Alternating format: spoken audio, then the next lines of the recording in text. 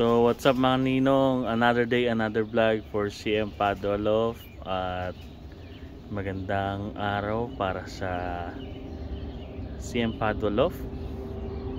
Today yung hinihintay natin ay dumating na. Big announcement to mga ninong. Ayan, ganda ng panahon natin, no? Ganda din nung salubong sa atin. Yan mga ninong, pasok tayo dito sa loob mga ninong.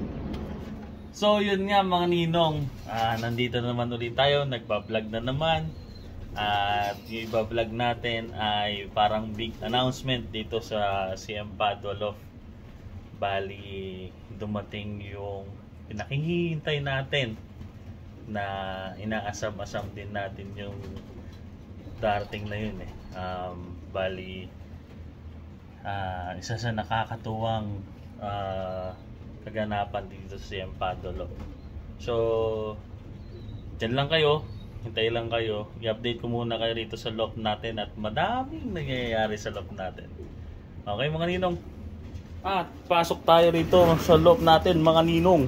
Ayan, bali yun yung isang inakay natin, kawawa, nabugbog mga ninong. Ano kaya magandang gawin dyan? Nilagyan ko na ng ano yan, binigyan ko siya ng vitamins saka vitamins para mag-heal ng matulin yung yung sugat niya. Nandito tayo sa Stockbird. Napapansin yung mga ninong dumami kasi andyan yung mga inakay na nandun sa ating dito sa may sa wind cage natin. Yung lagi nilipat na natin dito lahat. So bali andyan na sila kasama din.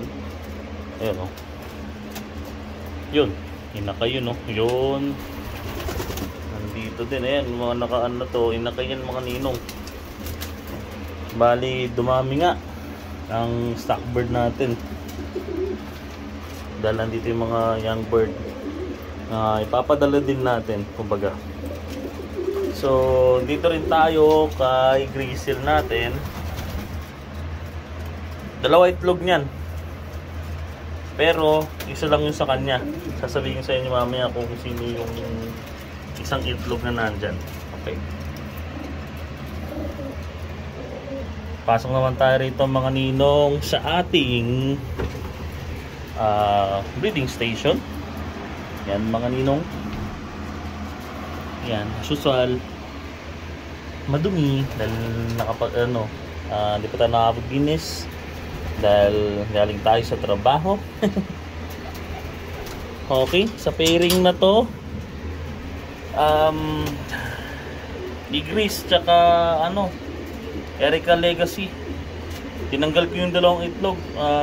Hindi fertile yung dalawa, talagang hindi siya nagtuloy.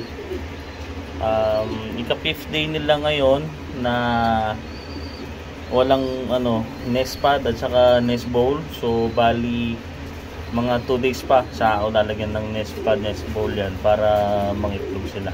Pero malapit na mangitlog kasi gusto ng pupo nitong ni Erica Legacy. Baba tayo rito mga ninong sa kabila. Si OG14 natin, ito ayan.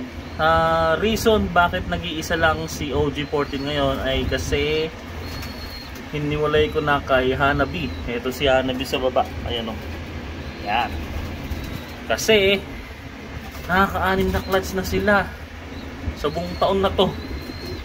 Nag-itlog pa kamo mga ninong, huli fertile. Hindi naman sa inaano ko, pero mas sobra na yun sa sa buong taon. So yun nga, pinaghiwalay natin yan, si OG14 tsaka si Hanabi. Ayan. Kung matatanong nyo kung nasan yung itlog nila, nandito. Dito natin lagay kay Grizzle natin. Ayan. Tapos dito tayo mga ninong sa kay Akira, kay 7, yung 7 na bloodline natin, saka kay inbreed Mona Lisa. Mona Lisa Legacy naman to. Etong anak nila, hindi nila anak yan. Yan kanino. Hindi nila anak yan. Dahil kasi anak yan ni, ni Bachira at saka ni Jassy. Yung inbreed Queen L natin at saka yung inbreed Thomas 6. Yan, malaki na. Yan mga ninong. White light, parehas na pakpak niyan. Kaya maganda. Tapos, ito, papipisa lang mga ninong. First time, uli. Yung unang clutch nito, namatay. Pisa na pero namatay. Inadaganan, hindi ko alam paano nangyari. Yung Porsche 804 natin at saka si Emilia, yung Go and Grease. Ayan, may palabas na isa. Ano, ganda ng pagkakapisa mga ninong, oh. Grabe, oh. Oh, ang ganda. Laki. Laki ng itlog, promise. Malaking ibon to. Sigurado. Ayun yung pinaganuhan na isa. Sana mabuhay nila. Tapos, dito tayo mga ninong sa isa naman nating binidevelop na pairing ay sa Sweet 16. Tapos ang kapares si Bellion. Ayan, may dalawang itlog. Ganda yan. Gagandahan ko din yung pairing na to eh. Press Black Power. Yan mga ninong, sana maganda maging kalalabasan. Press Dark Check. Kaya natutuwa ako sa pairing na yan. Tapos dito tayo kila Jassy at saka kila si Bachira at saka si Jassy. May isang anak yan. Galit, oh. Yung mga ninong. Ayun, may nakay. Hindi natin na ano yun. Yung inbreed Queen L natin. Tsaka si inbreed Thomas 6. So bali dito naman tayo sa kabila. Ayan mga ninong. To yung anak naman to ni ni Guardian Deity at saka ni Kaiju. Ayan na, malalaki na yung mga inakay na to. So bale na-i-gift bird na natin to kay Boss Aki. Shoutout kay Boss Aki Vizcara. Ayan, ito na yung dalawang inakay na sinabi ko sa'yo na gift bird. Ayan, ganda, gaganda tong mga to, especially yung dark check, maganda. Nakuha yung pakpak ni Guardian Deity. Ayan. Tapos si Kaiju dito, nakahiwalay si Kaiju, same din, ganun din. Ika-port pairing na ni Kaiju at saka ni Guardian Deity. Ito si Guardian Deity, oh. Pinakawalan ko. Kasi mukhang mag-iitlog na naman eh. Kaya pinakawalan ko muna. Ito, pinapataba ko si medyo nangayayat ton si Kaiju natin. Kaya hiniwalay ko muna. So, yun yung natin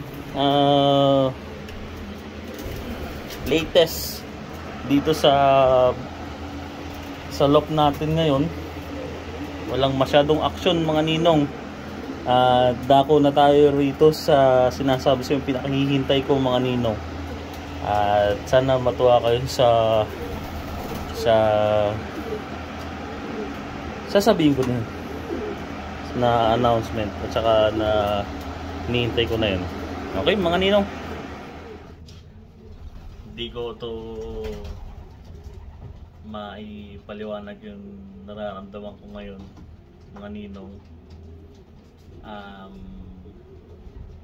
Bali, ito hinihintay ko to siguro mga mga 2 buwan siguro to mga ninong.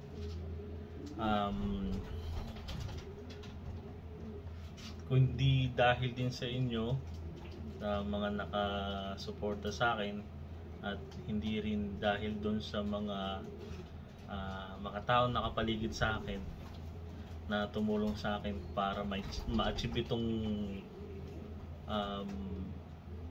kung ano yung nakuha ko ngayon. Nagpapasalamat din ako sa kanila ng sobra, dahil kasi kung di dahil sa kanila, ala yung hinihintay-hintay ko na to. Bali, maraming salamat Kuya Neil. Ito, mentor ko talaga to simula pa ng office eh. nung simula nag-umpisa ako nag-ibon dito sa Illinois, si Kuya Neil talaga yung laging nakausap ko sa pag-iibon. Kahit mag-uusap lang kami tungkol sa ibon, ganyan, pupunta pa yan sa bahay namin. Dati no, naalala ko na talagang passionate din mag-ibon si Kuya Neil na talagang hilig na hilig din niya. Kuya Neil, shoutout sa'yo. Maraming salamat dahil kundi dahil sa'yo hindi ko ito makukuha yung inaasam natin na to. At shoutout din kay Boss Rico. Kundi dahil sa'yo, Boss Rico, hindi natin isinali yung nakakuha nung bagay na to. At sa buong Pampa, maraming salamat din sa suporta nyo. At pati rin sa family ko, yan, na nakasuporta sa akin lagi sa mga ginagawa ko sa hobby ko, especially yung daddy ko. Kasi si daddy, pagka wala ako dito sa bahay, siya din na nagpapakain, nagbibigay ng tubig o ng inumin para sa mga ibon natin. Ayan. Bali, mga ninong, mag-unbox tayo ngayon. Magugulat kayo kung ano yung i-unbox natin. Ayan. Bali, ito ay galing sa Louisiana Perch. Hindi ko expected ito na may darating na ganito sa akin. First time sa buhay ko sa larangan ng sports na hobby na sinalihan ko na magkameron ako nito. Ito mga ninong. Ito, natutuwa ako mga ninong. Ayan. Buksan na natin.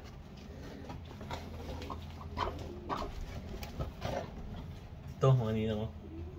Ganda ng packaging na mga ninong. Nakakatuwa itong ano na to, time na to. For the first time mga ninong, meron tayong trophy.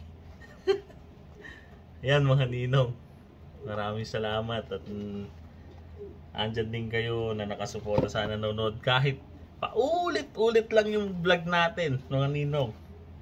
Grabe, ang ganda. Grabe. Ayun o mga ninong. Oh. Oh. First time. First time mga ninong. Oh. Louisiana Perch 2024 400 miles race. 4th place CM Padua Loft. Nakalagay 904 AU 2024 CPAD. Yan yung number ni Guardian Deity. Grabe, ang ganda. First time kong nakita ng personal kasi nakita ko lang to sa picture. Ang ganda oh. First time. Papagawan ko itong mga ninong ng lalagyanan. Natutuwa ako oh. First time ko na meron tayong na-achieve dito sa larangan ng pag-iibon natin. Paganda. Big shout out to Sir Kyle Martin for this trophy coming from Louisiana Perch. Ayan. Thank you very much. Nakaka-speechless. Oh, see? Ang ganda mga ninong. Ayan. Shout out sa family ko at saka sa kila Kuya Neil Baptista, si Boss Rico Malyamson, saka sa buong Pampa. Ito para sa inyo din to, itong trophy na to. Ang ganda mga ninong. So dito lang natin tapusin mga ninong yung vlog natin. At nanamnamin ko muna tong panalo ko. At maraming salamat sa inyong panonood mga ninong. Ibinabahagi ko din itong napanalunan natin sa inyo kasi gusto ko maka-inspire din ng mga kapwa ko fancier na patuloy lang kahit gumugulong tayo at maraming gastos sa hobby natin, may nakukuha din tayo na nakakatuwa.